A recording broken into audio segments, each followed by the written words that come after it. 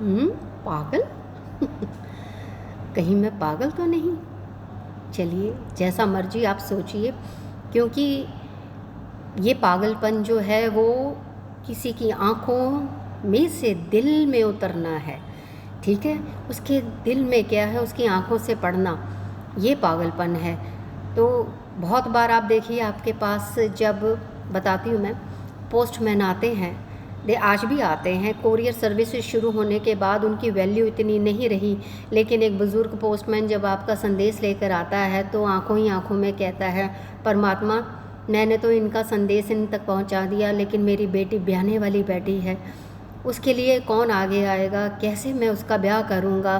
क्या इनकी आंखों में भी मैं वो संदेश छोड़ सकता हूँ, इनके दिल तक पहुंच सकता है? ये मेरी इच्छा है कि कोई मेरा हाथ बटा दे।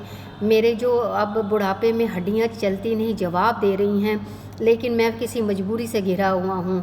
और एक वेटर है, वेटर आप देखिए, आप तक तो खाना पहुँचाता है, आप एक आवाज़ मारते भागता आता है, लेकिन क्या कभी आपने सोचा कि उसके घर में जो उसके बच्चे भूखे बैठे हैं, उन्होंने खाना खाया होगा कि नहीं, है ना?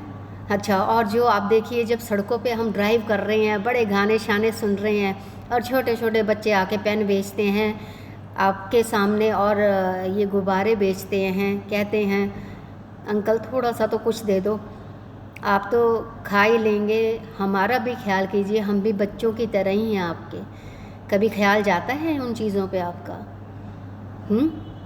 तो ये चीज़ें मैं आपसे साझा करनी चाहती थी। एक भूखा कुत्ता आपके घर के सामने बैठा होता है, कभी आपने सोचा कि उसको कितनी भूख लगी होगी, कितना उसने ढूंढा होगा खाने के लिए, लेकिन वो खाना जुटा नहीं पाया, किसी ने उसे कुछ नहीं डाला? तो क्या मैं पागल हूँ? अगर मैं ये चीज़ें देखती हूँ, समझती हूँ, तो आप बताइए, मैं पागल हूँ कि आप हैं? तो इसका जवाब दीजिएगा कमेंट में। Bye, love you all.